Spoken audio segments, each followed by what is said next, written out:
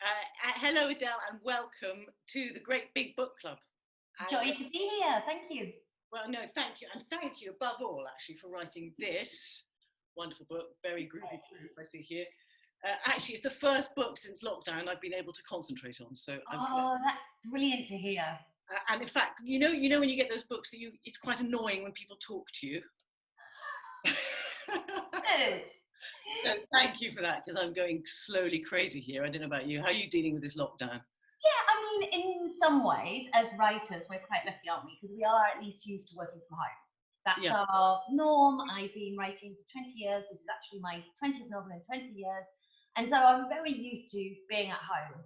But I realise that the reason that's normally bearable is because I see my friends and I go out to the theatre or the cinema or anything, at the weekends and in the evenings, and all of that's gone.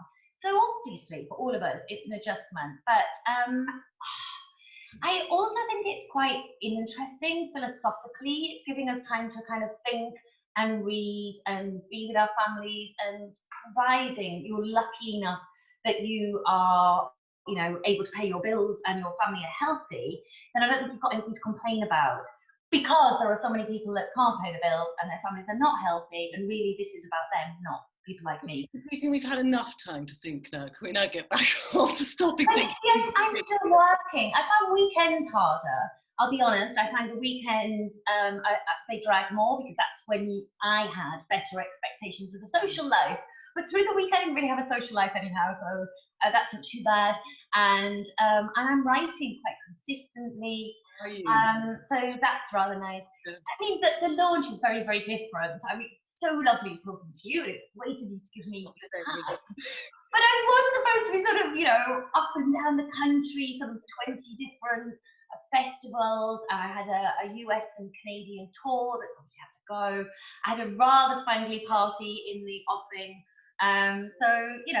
But those things are, in the end, peripheral. It's not what the books, it's not what it's about. 20 years, 20 books, 20 years, special extra big party. Yeah, well, I'll just make sure I get 21 books out in the 21 years, and we'll just do it next year. Yeah, everyone's kind of cancelling this year, I feel, next year. It's going to be funny, isn't it, in the future, how we think back on it, whether or not we just think back on it as a kind of series of sort of freeze frames of nothing. It won't seem nearly as long as it does moment by moment now, perhaps. I don't know. Maybe because actually you remember doing things, and since not many of us are doing things, you might not remember much. Yeah. So you're not finding your imagination. You're not finding, because a lot of people, and I'm certainly one of them. My brain's just gone to mush. I can barely put a sentence together. Luckily, I'm not on deadline. But are you on deadline? I'm always on deadline. So you don't do 20 books in 20 years without constant deadlines. And so I'm at about 65,000 words at the moment. My novels tend to be about 110,000 words. So I'm in a good place because I'm past the halfway. Yeah. So I think it would be very different if I was just starting a novel. I think once you pass halfway, it's a fairly comfortable place to be as a writer. That said, I have in the past got to 80,000 words and decided I didn't like thinking through the whole thing out and started again. But not for a while, I hope. I hope that's not going to happen this year. I think that might send me over the edge if that happens this year. Yeah. So when's this one? Do you write one a year? I do. So just my luck that you've got a very posh proof. There was only 100 of those. Look at posh proof. I'm going to show you real cover. So this is now the real cover. So that comes out. That came out on Thursday, the 14th of May. And so, it's just very exciting, very different to have a launch in the middle of lockdown. You have to be very creative because everything's online. But on the other hand, I think maybe the British public have got a little bit more time to read. I mean, not if you're teaching younger children, probably no time to read, no time to think, no time to breathe, below. But if you're not in that situation, there are a number of people that are finding that they've got a little bit more time to themselves, and they are reading. So that's lovely. So are you reading more in the lockdown? I am reading quite a lot. It took me a while, and I've been pretty ruthless. If something hasn't kept me or grabbed me by about page 20, I'm over it. And I'm the same with TV at the moment as well. I feel, oddly, since I have a lot of time, I feel my time is suddenly more precious, and I'm not prepared to squander it. Maybe that's what we're all going to learn after lockdown. So, I don't think we're going to learn anything at all. I think we might just, like, as soon as the doors open, just go out and have fun. Well, that would be great. I mean, I wouldn't mind that either. But so I've been quite, if there's something that hasn't really worked for me, would buy about 20 pages, it's out, it's gone. But yeah, I have settled to a few books quite nicely. Also, I'm in a very lucky position. People send me a lot of lovely proofs, and I can never keep up with them. So they're kind of my guilt pile. Everybody has a to be read pile, but mine's actually a very guilty pile where I feel I've made kind of promises to, without actually promising. I've just gone into like a contract with a publisher because they've sent me a book. I now feel I owe it to that publisher and to that author to read the book. And quite often I just don't get through them because before lockdown, I was receiving 3 or 4 books a day. You can't, it's ridiculous. So now I'm going back over it. It's great. Adele, sorry, listen, I really want to talk. I want to talk about how you write all your books, but this one, which I've just finished, I would love to talk about. First of all, I mean, I would say it's about, my sort of take on it is that it's really about the loneliness of success. What do you think about that? And when you started writing this, I want to ask in general about all your books, but when you started writing this, what was the sort of core, the key thing, the kernel that kicked you off into writing this as opposed to any number of other stories? Yes, okay, so the story of Just My Luck is about 3 couples who've known each other for 15 years when they all had their very first child. And they have that sort of overly intimate relationship that actually many of us do have with our friends, that we're a sort of surrogate families when we had our first babies, because quite often nowadays families are not close by. So these 3 couples have lived in one another's pockets for 15 years, and they do everything together. They do Christmases and firework nights and New Year's Eve and all that. And one of their little rituals is every week they buy a lottery ticket between them. They're in a syndicate and they buy a lottery ticket between them. There's 6 adults, 3 couples, 6 adults. They've each chosen a number.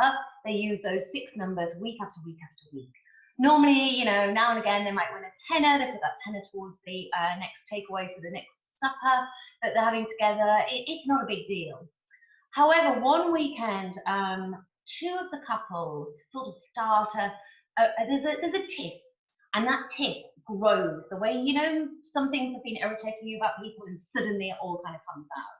And there's a huge row between these 3 couples, and we don't quite get to the bottom of why, but 2 of them sort of say, the lottery, for one, isn't to do with us anymore. We're a bit above it, we're a bit over it. And they're basically saying they're a bit above and a bit over the one couple that wants to hang on to this ritual, Lexi and Jake. And Lexi and Jake are devastated. There's a big rift. Lexi and Jake continue to buy the ticket with the same numbers. And very shortly after the huge fight, the numbers come up, and Lexi and Jake win £18 million, which is definitely a significant life-changing sum. And the idea came to me because I was at a friend's 50th birthday party, catching up with a number of old university friends, one of whom works for our lottery company. He's the guy who's financial director, he signs the checks, he hands the checks over. And he was telling me some fascinating stories about, people's reactions to winning. And just in passing, he said, because they have an extraordinary duty of care, the lottery company, they're very careful and decent to winners. So just in passing, he said, and of course, if they've had a very, very big win, they'll offer security for their family and their children. It's just that moment I thought, oh my gosh, imagine that. You win this huge amount of money and you think, all your problems are over and it's a dream come true, because many of us have had that little dream in the background. And suddenly you're presented with a new set of problems and a very real threat that you've never had to consider before, that your family are now quite different to everybody else you know, and you might be under threat. Now that would probably happen if you won 100 million rather than 18 million. But it just made me think, oh, there's room for a domestic noir in there. And indeed there was. I rushed home. I stopped drinking at the party. Champagne stopped. And I rushed home. And bottle's worth that. I know. And especially for me, I mean, I am champagne bottle. And I rushed home and started writing that novel that actual day. And it was exactly about the things you talk about, because it's about money, which is slightly different to success, actually, because obviously a lot of people can be extraordinarily successful without being wealthy. And in fact, Lexi, my character in the book, one of the main characters, main woman character, she works for the Citizens Advice Bureau, and she's brilliant at her job. And that was actually her level of success. And so now she finds herself in this position where she is financially very wealthy. That has never been her measure of success, although it is her husband's measure of success. So obviously all sorts of things kick off between the couple. The other two couples also think they're entitled to some of this win, even though legally they're not. Morally, they think they are. So some of us have got to the end of the book. No.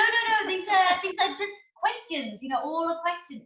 So it's all that kind of, do people think what are they owed? What can you buy? What shouldn't you buy? So I think it sort of raises all those sort of questions. Yeah, and so it was literally, I mean, it's a brilliant idea, obviously, because I don't think there's a person in the land who's able to formulate a sentence who hasn't put together the one, what would you do if you won the lottery? So it touches everyone in the whole wide world. But I think it was, I mean, the loneliness, and I think, I agree that Lexi is a successful human being, but actually, I mean, it's so annoying because I've read it all and I want to talk about all the plot and I can't, but actually, in fact, it turns out she has been living a bit of a lie. I mean, in that her domestic life isn't what she thought it was. Can I say that without giving the story away? And be careful, you're saying quite a lot now.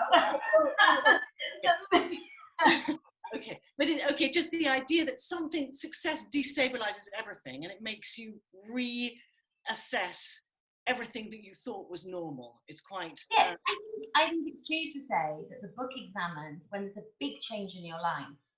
Have you just been plodding along and maybe you've been kidding yourself and maybe everything isn't what you're seeing? It's a little bit like digging in your garden and it looks pretty untidy, but it's your garden. And then you think, oh, I'll just start digging up, I'll start cleaning things up, and I'll have new borders, and it'll all be beautiful. And in fact, you have to go through the stage where there's lots of worms and lots of weeds, and it's pretty disgusting. And I think that's what happens when anybody has a huge change of direction. But we have to be very careful because it's all about the reveals and the twists. I know. So I'm just going to ask this: do you think, without giving away any story at all, if you have a garden that looks very nice but is incredibly messy, should you leave it just like that? Maybe. Well, I tell you what I will talk about, because both this book and my previous book, Lies, is very much about how we do kid ourselves in domestic arrangements. And whether that's your relationship with your parents or your children or your partner, there are a number of little white lies that we let go, or a number of little irritations that we let go, because it's not worth upsetting the apple cart. I think what happens with this couple, because they have this huge amount of wealth, which entitles them to buy anything they've ever wanted to buy, but boundaries get blurred. And specifically for the husband, he doesn't understand what he can and can't buy, and he doesn't understand anymore how to get his kicks out of life and how to draw the line out of getting his kicks out of life. And I think the book looks at that too. And going back to your earlier points about loneliness, I think there is a huge amount to be said that very successful people often are quite lonely. Because, there is that saying, isn't there? It's lonely at the top. Because any kind of business or whatever, it's often a triangle shape. And if you're a worker bee at the bottom, you've loads of pals. Yeah. And the further up you go up that chain, once you're right at the top, you've nobody to sort of talk about your either problems or your joys. You do that lovely thing of little tiny moments of resentment that slip in from just people who Lexi has been sort of trundling along with. I think she's got an old neighbour, and there's just that moment, that little pinch, and I found that it's very painful, that, because it's just these sudden moments. Yet you're on your own in this. You may have got 18 million. Yes, it's a very tiny thing she does, isn't it? She comments on the weather, and the neighbour, and she comments on the weather and says, "Oh, I wish we had better weather," And I'm hoping for good weather. They've got something coming up, and she's hoping for good weather. And the neighbour just sort of implies, "Well, you've had all your good luck. You're not entitled to good weather." Because there is that sort of quiet resentment. actually fascinating researching this book and coming into contact with lottery winners, because the experiences are very vast. And actually, I worked out that winning a smaller amount is probably brilliant. Well, there's a famous graph, isn't there, that once you earn over, in fact, do you even mention it in your book? There's a graph where once you earn over a certain amount, no, it's something else, over something like 75 grand a year or something, your happiness begins to diminish. Yes, maybe we're all just telling ourselves that so we don't get jealous. Exactly. I want to ask you how you find your characters as well. How do you do it? Do you kind of find someone, hook them on, or some of them based on you? And obviously, inevitably, I think, in fact, for example, do you live with a partner and children of about teenage years or not? Or how much about you? The children are younger than mine. I have one son and he's 19, and these children are sort of, I think the girl's 16 and the boy's 14. I've written 20 novels. I can't be all of those people. I couldn't have lived that much. Well, I have lived quite a lot, but not that much. But there are certain aspects of me, tiny little bits of me, that go into many of my characters, not just the main female character, but lots of little characters. So the teenage girl, there's two voices throughout this book. There's the mum and her teenage daughter. And it was really good fun being a teenage girl again and just completely being in love and doing nothing else and thinking about nothing else than being in love, which you can only do when you're like a 15 or 16-year-old girl, I think, that you can just devote your life to it. So I quite enjoyed writing that. I think normally with my characters, I'm a bit of a magpie. So when I meet people, so it's not really friends and family that I know very well, because friends and family I know very well are in the middle of their stories. They are quite naturally, I know their backstory and they still have things to do. So they don't work for me. It's somebody I've just met once or twice. Yeah. And I think, I like the way you did that. Oh, that's an interesting little thing you said. Colour in the back and colour in the front. Yes, exactly. And there's a lot more freedom. So I enjoy doing that. And also, so the character, the husband, I have to say, I have a delightful husband, very, very lovely husband. Not just my opinion, even my mother agrees. So, he's lovely. But the character, quite often I write terrible husbands. And I think that's also quite a lot of fun, just sort of exploring different people or seeing other paths. But what I want to ask is, for example, Jake is a nightmare, but I don't fancy him either, actually. Although I fancy the other guy. What's his name? I obviously fancy what's he called? Cobra. There's a few. Tom, I fancy him, but I don't fancy. But do you find? I know that I find even with real baddies in characters I'm creating, there is a part of me in them. Do you sort of love Jake a little bit? I mean, not even. Do you identify with Jake at all, or even your worst characters? I think the whole point about readers and certain authors is we purposely develop our ability to empathise. Yeah. I mean, that's the point of being a writer, that's the point of being a reader. And so once you've lived for several months writing a character, you have to understand to an extent somebody's predicament and somebody's choices, because they have to be. I pride myself on having very believable characters. And I do that through a sort of old school process that I've been doing for many, many years now, which is before I start writing my novel, I interview my characters in a very robust way. So not just sort of, name, age, race, number of kids, number of siblings, that kind of thing. I want to know, do you have a thin wardrobe? What's your birth sign? What's your biggest moment of shame? What's your biggest moment of joy? What's the one thing you would never tell anyone about yourself? And I do this with my characters, but obviously all that level of detail doesn't come into my book. I might spend a day thinking, what's her earliest memory? But it'll never make it into the book, unlikely to. But if I've done that, even with a character that might turn some people off, they've still got to have something about them that you think, I get that. I will tell you a funny thing about the Jake character without blowing anything of the plot. When he does win his money, he immediately buys a Ferrari and it's really flashy. And he flies around in it. And my agent, who's a man, was really offended by this, and he was like, look, that's just not what men would do. They just don't do that. It's really crass, you know. So I was like, yeah, I got that idea of my husband. I said to him, what would you do if you won, 18 million? He went, well, we'd go to the Ferrari shop. Actually, he said Lamborghini, if I'm honest. He said, we'll go to the Lamborghini shop and we'll buy me a Lamborghini. So it was funny because I've got this charming, really sensitive, decent human being that I'm married to. And actually, his first thought was to buy a Lamborghini, which would not be my first thought. So not mine. So not mine. So tell me now, because about how you actually, they're just the practical things of how many words you generally write a day, how much you edit, when you write, whether you have to go running to get your ideas or yoga, or what do you do to get the inspiration, just to get your brain working, stuff like that. I got frightened then when you just said the word running. I'm not. So I do, and it's not.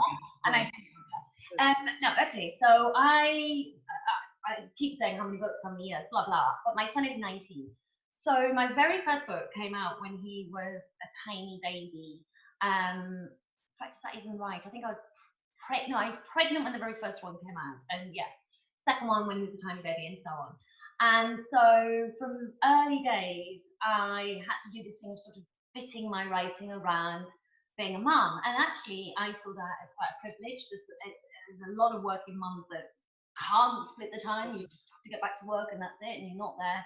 So I always sort of joke that my muse was another working mum. And she saw the value of visiting me at about 8:30 to about 3:30 school hours. And I very much, from when he was school age, I used to sort of get to my desk and use those hours and be very grateful for them. So as he grew up and sort of, didn't need the same kind of constant attention and care, I found that those hours still sort of worked for me. And particularly in the mornings, I tend to create more in the mornings, edit more in the afternoons. I self-edit as I go along. I'm unlikely to do a whole draft and then edit. I edit as I go along. I have sort of 2 stop points, 2, possibly 3. One at about 40,000 words and one at 80,000 words. And I have been known to throw out at both stages and start again. But then you still managed to deliver a book within a year. Yeah, because I never throw the story out, but I might throw the point of view out, or I might throw out who I think is the lead, and actually it annoys me when this happens anyhow, because I'm a great planner, and it shouldn't happen if you plan, but all the best laid plans, blah blah. We know it can happen. I try and write 1,000 to 2,000 words a day. I don't work at the weekends much. The late afternoons are the times I'm most likely to do contracts or social media, most likely to do the sort of PR side of it, but nothing is set in stone because, everybody has to accommodate other people's schedules. But so you're quite self-disciplined. You don't sort of break off after a couple of words, for example, let's just say, and go on Twitter. I don't know who else would do that, but just for example. I am very self-disciplined, but I am also always on Twitter. I mean, I check my Twitter and my Insta and my Facebook several times a day. I mean, I just do. I chat because it's like having a tea break. It's like having the, water cooler moment with your colleagues where you go and say, did you watch the last episode of Game of Thrones? What did you make of it? We haven't got that. So my equivalent to that is going on Twitter or Facebook or Insta. And I don't feel bad about it. I don't think I need to beat myself up about it.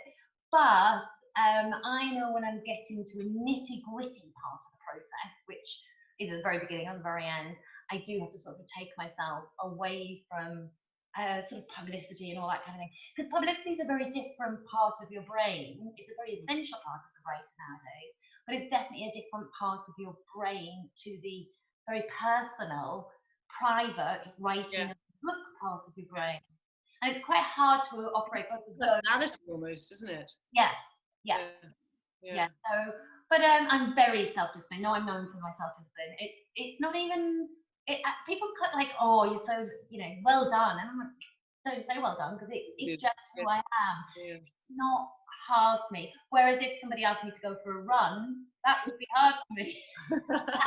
Because that's for me. I think yes, I'll go for a run, then I'll do some writing. I'll just check Twitter, then I'll do some writing. Well done to you. That's what I Yeah. So what do you do for fun then when you're after 3:30? What do you do for Well, fun?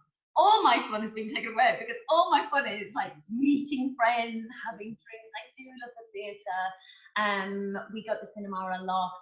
It's nothing. I don't do groundbreaking things. I wish I could say, oh, I fly my own little private plane. No, I don't. Oh, I upcycle furniture. Yeah. Quite cute. I upcycle furniture. I'm good at home DIY. I'm a home bird, really. We built our own house, so Quite a major hobby. That's quite a major quite pastime. a big hobby. Yeah. Yeah. And so once that was done, everything's always sort of about the house or the garden, and everything always needs doing. And so we had a lot of people around, and we always have supper parties, and we're that couple. But of course, none of that's happening right now. Yeah. So at the moment, though, I am doing a lot of yoga, Oh, which yeah. I'm quite proud about. Just I'm quite proud. I only yeah. discovered it when I was 50. I turned 50 last year, and I thought, oh, so these things are going to start seizing up. You don't know yet, but you kind of leap out of bed and go, ooh. Yeah, I do know. I do a lot of yoga now for that reason. So yeah, I started yoga, and during lockdown, that's been really useful. I've had an app, and I've done it more or less every day. Yeah. And at the moment, is your son at home with you, or is he up at a 90? He is, God love him. That whole thing of 2 terms, pressure terms. Yeah. Way, having a blast. Yeah. Just had so much fun and made new friends and all of great stuff. And then he's had to be dragged home to his parents. Yeah. But he's pretty good. He hasn't whinged about things. He's sort of like, what, things could be worse. I think he's taken the opportunity to sort of eat and sleep and maybe catch up on some work that was really a lot of free food. Yeah. My son was abroad. He was going abroad before university. I think obviously the same age. He was pulled back on the.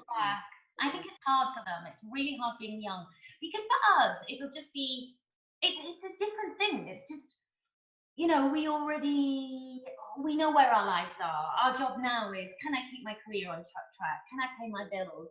Are my parents okay? But I think the young people that were just about to go, ta-da! What's out there? It's quite hard. That's my heart goes out to them. So now, what else do I want to ask? Oh, I know what I want to ask. It was a stroke of brilliance. I think the book's going to sell incredibly well anyway, plus because it's brilliant. But there's something about swimming pools on the front covers, isn't it? I've bought more books than I can count because they've got swimming pools on the front.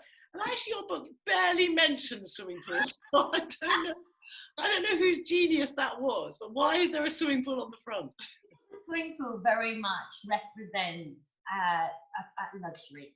The good life. It really does. And escaping and diving in and all of those things. And actually, in the book, going back to flash it for those who haven't seen it yet, the fact she's dipping her toes in to luxury, I thought was kind of a really nice symbol. There was something going on there, but she's not quite comfortable. And there is a sort of shadow looming. Everything's not well. And I think the cover is genius, actually. Well done, publishing team, because it just has all that kind of joy and affluence. But then if you look carefully, there's a bit of a threat, and that's the book. That's entirely what it's about. The sort of, oh my gosh, I've won. Oh my gosh. Good from far, but far from good. Thank you, Adele. That was fantastic. Thank you for writing such an enjoyable book that took me away from myself. Actually, I read it so fast. It's wonderful. Really lovely talking to you. Good luck with the next one. And may this lockdown pass. Oh, thanks, Daisy. Thanks for your time. All right, thanks a lot.